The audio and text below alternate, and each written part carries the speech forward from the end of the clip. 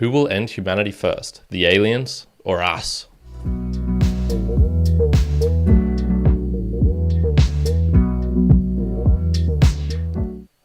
Welcome, mere Modelites, to another round of the live book reviews. I am your host here, Kyron, also one as a host, but you've only got me here today of the Mere Models book reviews. We are the owners of the Mere Models and Value for Value podcast as well, just saying, if you wanted to go check out some of our other works. So these are the book reviews for those who want to dive deeper into the books that they're reading, to learn more about what's going on, to think of some themes, to actually get some knowledge of perhaps a book that you do want to read in the future. I've really focused on the books that have kind of withstood the test of time, usually at least 10 years or so. And today I have a book here, a sci-fi book, which has stood a bit of the test of time, 17 years in fact. It is The Three-Body Problem by Cixin Liu, translated by Ken Liu. So this book was published in 2006. It's approximately 400 pages, so it's fairly hefty. I think it's pretty good. And I think it probably took me about 7 hours of reading to get through in total. So what was my motivation, initial impressions coming into this book? Well, I definitely just felt like reading some sci-fi. It had been a fair while since I'd had something science fiction related, but wanted a different style than the normal Isaac Asimov, which is typically what I would go to, which is, I would say, it's probably like older sci-fi if I had to put it in a way. Although I did read Dune recently, so it's not that different. It starts off super strong, this book. It really caught my attention, grabbed me. Not many books continue to get me to read that extra chapter where it's like, it's already kind of late at night. That's when I do most of my reading. And then it's like, maybe just one more chapter. It won't, it's only an extra 10 minutes or 15 minutes, whatever. So it's got a good start, I'll say that. And I would say it's a very novel story, as in unique novel.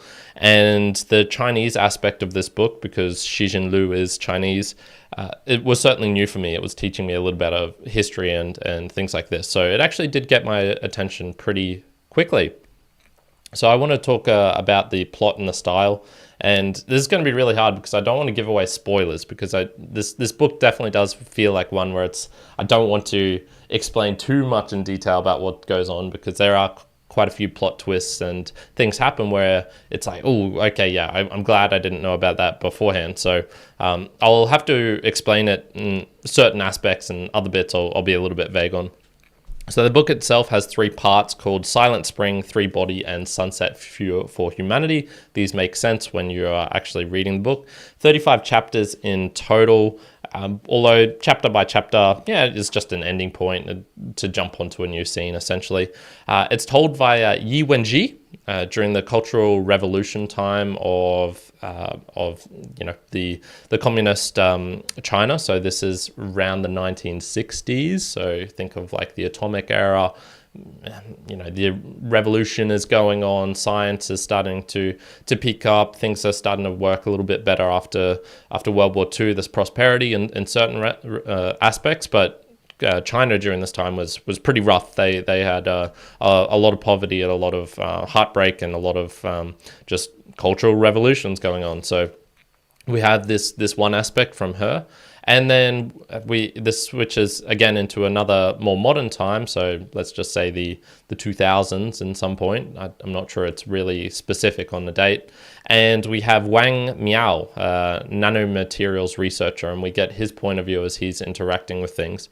Probably the best way to explain this is through questions. So, do humans deserve to live despite the horrible things we do to the earth and to each other? That's probably one of the questions this book arises. Would learning about aliens unite us as a species? How can distant civilizations wage war? And would humans be capable of this at some point?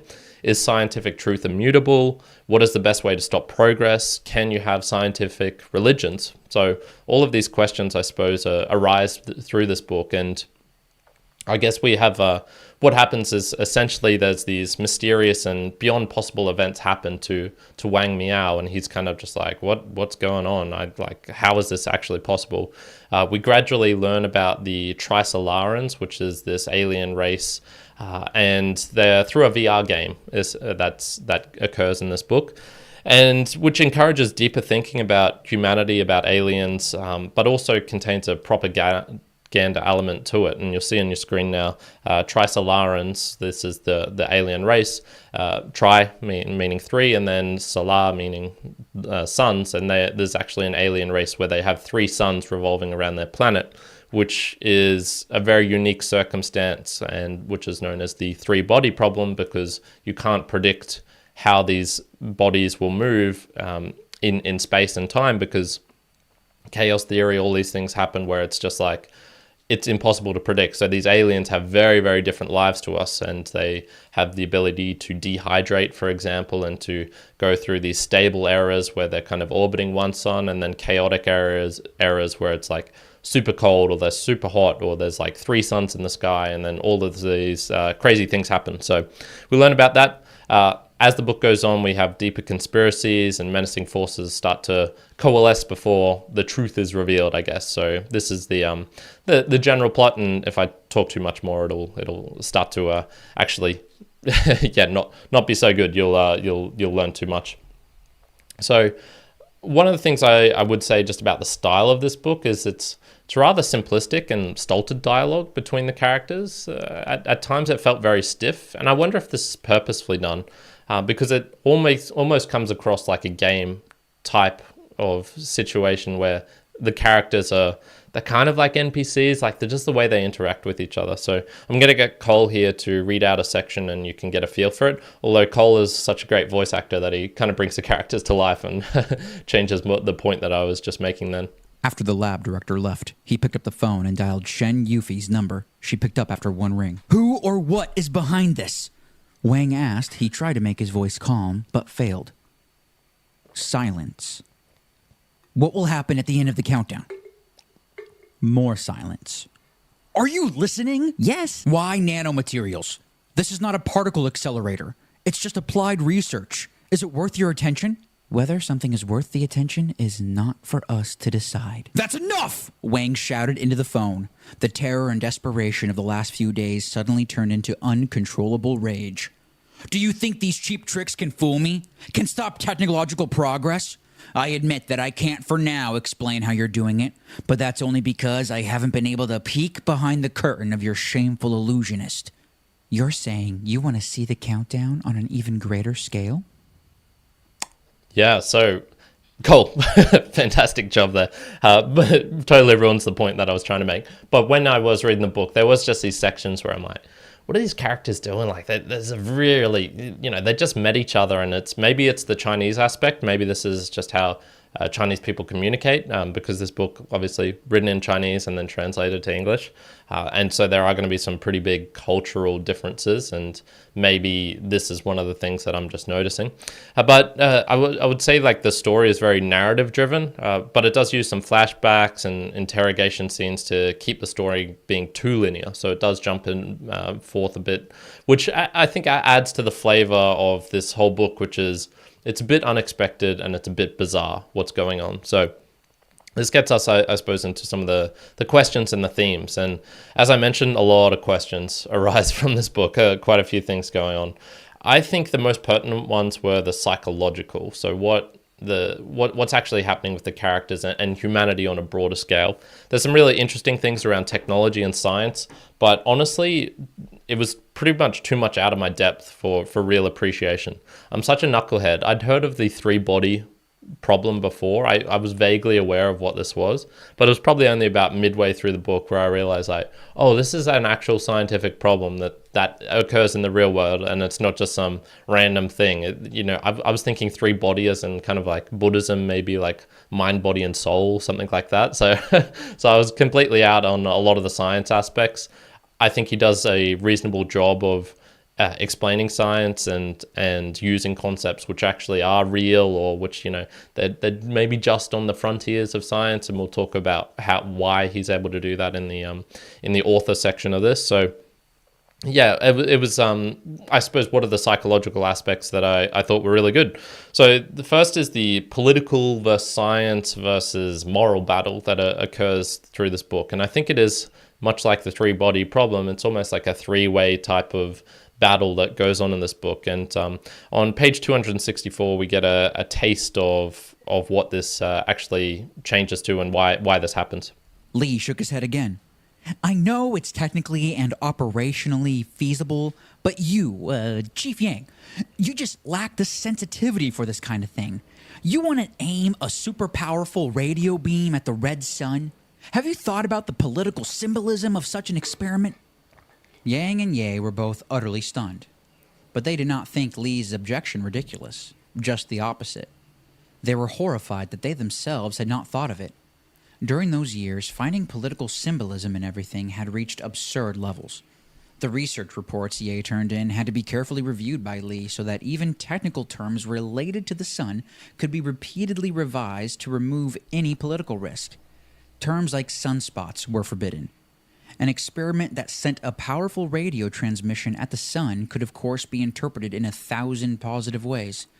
But a single negative interpretation would be enough to bring political disaster on everyone. Li's reason for refusing to allow the experiment was truly unassailable.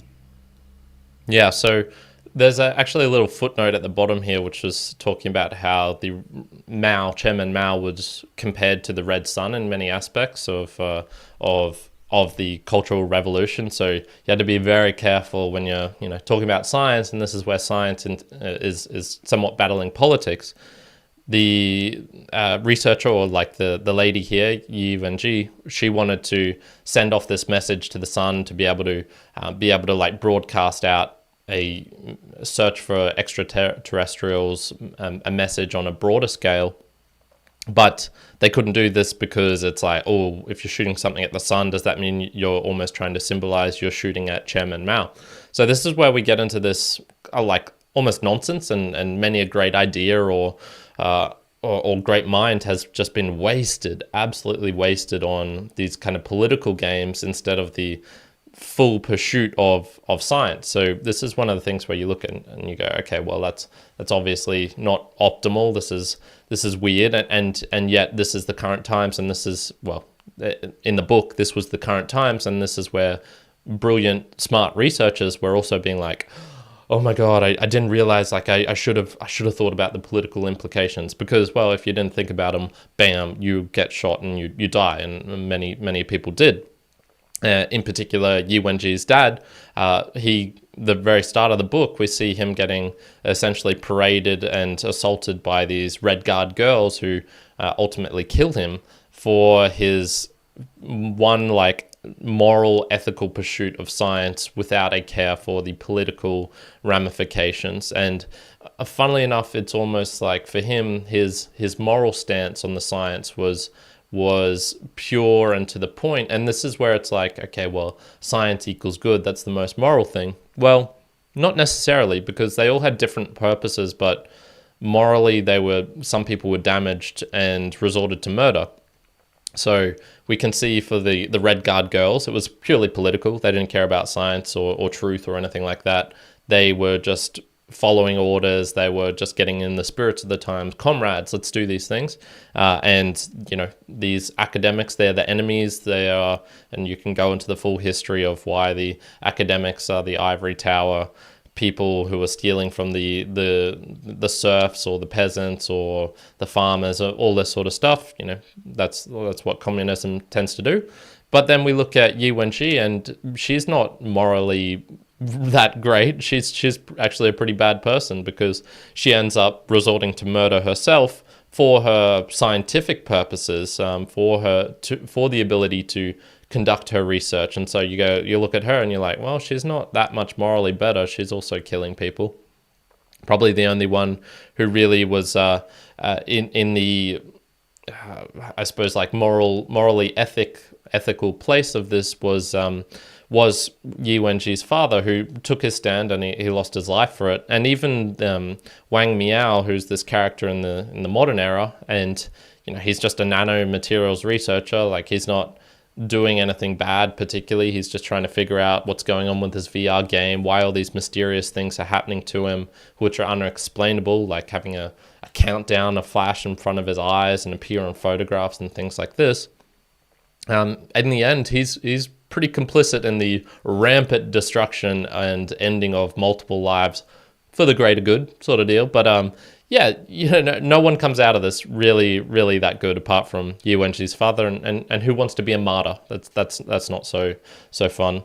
Now the second of this is, I guess, like the basis of truth, and I kind of liked how the applied scientific method failed in this. So earlier I was just talking about how science, you could equate it to truth in many aspects, but what is fascinating about this book is how that flips it on its head, and it fails essentially, and this is due to the kind of interfering by the aliens, and they've got these superior technology, which once again, it's kind of that quote with anything that is superiorly, like a technology that is too superior to the current times is indistinguishable from magic. And that is essentially what happens to this book. These magical miracles happen, which stuff up things like particle accelerators, which stuff up things like your own vision and the most immutable things that we have, like the cosmic background radiation changes and all of these things.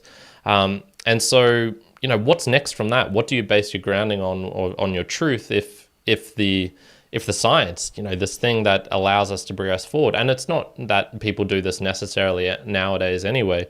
A lot of it can be based on religion, and so we see this with a new religion formed via the aliens, and there's both a peaceful and a vengeful variation of this, and this is involving Yi Wenji and her kind of benefactor, I guess, an American guy who helps her out and financially has a lot of connections. We see this with Da Shi, who is this police officer in the book, and he is helping to uncover all these mysteries, and he's this kind of, how would you say, like hard-nosed, no-nonsense, arrogant, bit of a piece of shit character, but he bases his truth on, I guess, like the psychology of humans itself, on human psychology itself, and that humans will always be underneath things, trying to do things, conspiring, that sort of deal. And so his basis is that, humans are going to be humans, and this is what happens with that. So really interesting, and he's, ironically, I would say, the most stable character out of all of the ones in this book. Another person who has a different aspect of basing their truth on things is Wei Cheng, who's this almost autistic type person. He just wants to be lazy. He's very brilliant, but his mind is brilliant in ways that other people can't comprehend. And so he just spends all of his time on trying to solve an obscure theoretical problem, this being the three-body problem, which actually doesn't need any practical applied observations. It's all numbers and theory. And so there's no actual way to mess around with that, because there's no physical thing that can actually be altered unless you were to alter his mind itself, which is what I'm not sure if the aliens could do that. They had some pretty superior tech, but I don't know if they could necessarily do that, because if they could, they probably would have already done it, to be honest. Which is probably the most fundamental and obscure of everything that was going on there. So a lot of questions and themes to take away from this book for sure. Let's jump on to the author and perhaps a couple of extra details. So the author, Cixin Liu, he was or maybe Liu Cixin, because I was saying all the other characters in this book with their last name first and then their first name second, which is how they do it in China. He was this computer engineer by trade, and then he became a science fiction author. Had many short stories, which was how this book was created as well. I believe it started off as multiple short stories, kind of the serialization type deal. And then this was translated from the original Chinese and into this. I don't know if the serialization was critical to this book or not, or if it was more he was writing a long book and he just decided to send snippets off of it to get reaction and things like this. Kind of hard to tell with this one. It's not the standard serialization of the 1800s, 1900s, where people weren't willing to take a risk on a big book, and so they needed it to be proved in newspapers beforehand, to then be able to be like, okay, yeah, there's enough interest in this to actually sell it as a book. What was good about this is it's great of maintaining mystery and having little pieces that can be referenced back. So in this book, the nanomaterials in particular, there's a couple of, like, the applied research of that has these back and forths of, okay, you think the nanomaterials they're targeting Wang because he's doing applied research, and this is the most dangerous for the aliens. They don't like applied research. So you think, oh, okay, that's why nanomaterials are important, and he's doing that. And then it's like, oh, okay, no, wait, the nanomaterials, they can actually be used for like a space elevator. There's even more dangerous. And then we see in terms of the rampant destruction that he's complicit in, and if you look at the picture, you might be able to piece that together, what actually happened. The nanomaterials are pretty critical in that as well. So it's this drawing of different points back and forth. There's these reference to these two protons multiple times, and you're like, how's this actually getting pieced together? And you just see it happening multiple times. I could imagine rereading this book and seeing a hint that was earlier and going, oh, okay, that's a little interesting thing there. So the linkages in this book is quite nice. That being said, I would say I felt in part 3 of this book, so this was the Sunset for Humanity, it strayed a bit from this portion I liked, which was the maintaining the mystery and having these little pieces, and there was always a little bit of like, you're not exactly sure what's going on. There's always just kind of little things happening here and there. And this is where I'll play this section here, and you'll get a taste of how it can kind of dramatically change, and what was mysterious turns into kind of distinct, concrete, like we got to progress the plot forward. So we have this section here. Many more foreign military officers were at this meeting than the last. They were all in uniform. For the first time in human history, the armed forces of the world's nations faced the same enemy. General Chang said, "Comrades, everyone at this meeting now has the same basic understanding of the situation. Or as Da Shi here would put it, we have information parity. The war between alien invaders and humanity has begun. Our descendants won't face the Trisolarians for another 4.5 centuries. For now, our opponents are still human. Yet, in essence, these traitors to the human race can also be seen as enemies from outside human civilization. We have never faced an enemy like this. The next war objective is very clear. We must capture and intercept Trisolarian messages stored on Judgment Day. These messages may have great significance to our survival." Yeah, so it was kind of just a bit disappointing how it ended up. I liked it obscure and vague. I liked it where it was just, I don't really know what's going on, but it just this aspect of science being turned on its head and it not being immutable and the best way forward. I thought, oh, that's a good hypothetical. I like that. I liked the idea of, okay, these aliens are being able to create miracles. How is this going to happen? What's doing it? I like the idea of, okay, what would happen if we learnt of aliens and only certain people knew about it, or everyone knew about it? Would it, combine humanity? Would it bring us all together, or would we destroy ourselves, much like I was referencing at the start? So the third part of this book, which I can't remember how many, it's probably about a third of the book at the back, it changes very rapidly. So we have all of these, things going on with the 3 body problem, the game itself, all of these things are nice, and it's kind of progressing at what I would say is like a relatively smooth pace. You're just getting drips and drabs here, which is what I like. And then it just suddenly switches, and it felt like he was like, all right, I got to get into action and like close up all these loose ends. And so we have places like this where everyone gets together, and then it's like, okay, we immediately need to solve this problem. Okay, we're going to use the nanomaterials in this way to get access to the alien communications. All right, we'll do that. And then it's the next scene, it's that. And then the next scene, it's like the full explanation of what the aliens were doing and what was happening. So it just, all the loose ends got tied up, and it was very violently done. So not only in the book, the actual characters doing violent things, but I felt like even to the story itself was a little bit violent. It was just a bit too sudden. So this is part of a trilogy, so I would have thought he would have had more time to be able to link these things and not need to do that necessarily, but who knows? So this will get us on to our little final portion here, which was the summary, similar books, recommendations. Look, there's no doubt that it's a cracking book. It's really got these interesting aspects, which I enjoyed. It dug deep into questions, and the first half, the first 2/3, fantastic. Really, really enjoyed it. I love the plot. It was just out of the box. It was a different way of thinking, and it also taught me a bit about the Cultural Revolution, what things were like at that time. I had vague ideas, but it was nice being able to read it in a sci-fi book as well.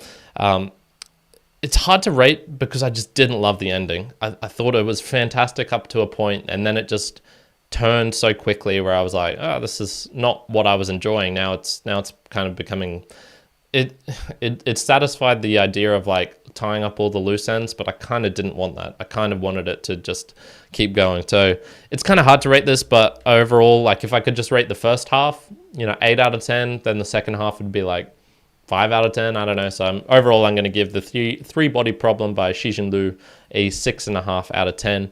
It's okay, but I can't recommend it highly.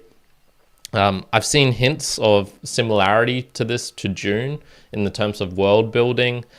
This is part of a trilogy, and I'll talk more about that in a second, but which it makes sense from the kind of science and religion aspect, which Dune is also very much hyped out about, and you can see my book review of that. I'd personally compare it more to something like Snow Crash, or something with humans already on the Earth, because Dune is this faraway planet, and the people they're kind of humans, but they're also alien-like in many ways. And you probably won't read me personally, probably won't read the others in the series for a while. But it did reference a couple of other books, Animal Liberation by Peter Singer. I've read one or two of Peter Singer's books before. And then this other book, Silent Spring, which has come up in Merchants of Doubt, the book review I did over there as well. So I'm not necessarily sure I'd enjoy that book, but I believe that's one of the books that kicked off the environmental kind of revolution, much like Animal Liberation did for the protection of animals. I don't know if there's a word for that, animalism. No, that's actually from George Orwell's. But those two kind of books where it's like, I'm kind of interested in books that have changed history as well, have spawned a movement. So maybe one of those two. So if you're interested in this book, you might be worthwhile reading those as well, because it referenced them in here, and those aspects did play a part of this book. Whew, all right, let's jump onto the Boostagram Lounge and thank some people, and we'll just go into this. I actually want to thank Psyche Hacker here. He said, read that. It was interesting, but I didn't really enjoy it. I've not gotten the second. So yeah, the second of this, I'm not sure if I'll particularly want to do that myself either. Certainly not anytime soon. It is a trilogy, so it would be kind of cool to learn more. I know there's a Netflix series of this coming out as well. So if you prefer to just just watch, that might be up your alley as well, to just do that instead. So we've got those aspects going on here. I did see that we didn't get any Boostagrams this week, which is a little bit unfortunate, but I did see, we did. We got Peter here, and he sent 2,222 using Fountain. And he says, getting gooned means getting drunk where I live. Is it the same in Australia? Also, once again, Cole, great reading voice. Yeah, Cole, fantastic. He himself said he really enjoyed doing the general part of this one. So as in like reading the voice of the general. And man, so much better job than I do. So congrats on that, Cole. Getting gooned. Oh, look, we have Goon, the drink. This is in reference to an alcoholic drink from the previous book review. Getting gooned. I'm not sure that's a phrase I've heard. I could believe it is, but I don't know. I never necessarily drank Goon myself. It's more of a because it's so dirt cheap. It's more for, I suppose, like the lower class, if I had to put it that way. And I'm probably more middle class, so I never particularly got into it myself. Could believe it. Don't know for sure though. I'm not aware of the lingo in that respect. I'm leaning towards no. But good to know that you can getting gooned is is something that you can find in Canada. And then we also had Joe Martin here, who became a pod fans of the Mere Mortals book reviews, which involves sending 10 sats to us. So look, we'll thank that. I love people knowing that people are subscribing and joining other places as well. So that's really, really cool. This has been a bit of a mismatch episode, a lot of technical difficulties right at the start. So I do appreciate you sticking with me. If you've gotten this far, it's been a bit of a wild one. I'm sweating like crazy, and it's not just because of the Australian heat. So we'll leave it there for today, and I'll just reiterate a couple of things. This is a value for value podcast, so I do all of this value straight up for you. These book reviews, I read them, I take extensive notes, I try and put as much effort into the video and audio quality as possible. What I would just ask is that you return some value back for me. So you can do this in many different ways. Time, you can join in on the live stream like Psyche Hacker has done here, and like I know Juan was joining in, and there's a few people on the live stream, so thank you for joining that. You don't necessarily need to chat or comment, but it is really great to have you people here. This is why I enjoy doing it live. And sharing it with a friend. If you know someone who would be interested in certain aspects of this book, please share it on with someone and just say, here's a decent book review, you might be interested in it. Talent, so we've got someone like Cole here who's able to, provide me his voice acting, which is fantastic, and I include him in as a split for this. I know the day is going to come sometime when Cole will be sick, or he'll be away, or we'll just have things going on. So maybe if anyone else is interested, I would love to have someone as kind of like a backup, so I could call on you at the last minute. So if you've got access to a microphone and you think it'd be fun to read out some quotes, probably takes about 10 minutes of your time to record it. That's all you need to do, and I can do everything else. So Cole will be our main one until there's been no formal agreement or anything. It's just kind of been like we've been enjoying doing it, but maybe Cole and I can speak a little bit further about exactly what's happening, because people aren't boosting in, so he's not getting any compensation for this. So I really would, just for Cole's sake, I'd love to have some more boost come in so he can see some of those sats. Apart from Peter, thank you, Peter, once again. I really do appreciate you supporting the show like this and supporting Cole. And then finally, the treasure, the Boostagram. So this is sending in a message directly to the show from the podcasting app that you are listening in. And if you go to meremortalspodcast.com/support, I've got a list of the 8 apps there. I've got links to the ones that I can link to. My favorites are in order: Fountain, Podverse, Curiocaster, Podcast Guru, Podfans, or maybe Podfans a little bit higher, Breeze, Castomatic, and then Podfriend, something like that. And I've tested out multiple of these apps. I use them myself daily, regularly, so I can verify that they're pretty decent apps. And this is all using Bitcoin on the Lightning Network. Once again, if this is all too new to you, I understand. It's technical. I've talked about it before. I'll continue to talk about it. If you want the real easy way, if you go to the PayPal link that's down in the show notes, you can send in some fiat money just like that, and then I'll probably distribute that to Cole afterwards, after the fact. So just multiple different aspects of how you can interact and relate with the show, and I do appreciate all of this coming back in, value for value, just however much value you get from this. If you only received a little bit, just send a little bit back. That's all I ask. And if you received nothing, my question to you is just why are you listening to this show? Go somewhere else where you can get some more value.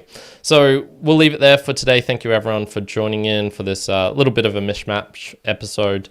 And I really do hope you're having a fantastic day wherever you are in the world. I believe next week's episode will be on, what is the book I'm reading? It's called Free by Chris Anderson. It's another kind of book related to digital media and being able to use free in a completely different way. Obviously, he was he was the author of The Long Tail, which has been a pretty influential book in the 21st century. So that's it.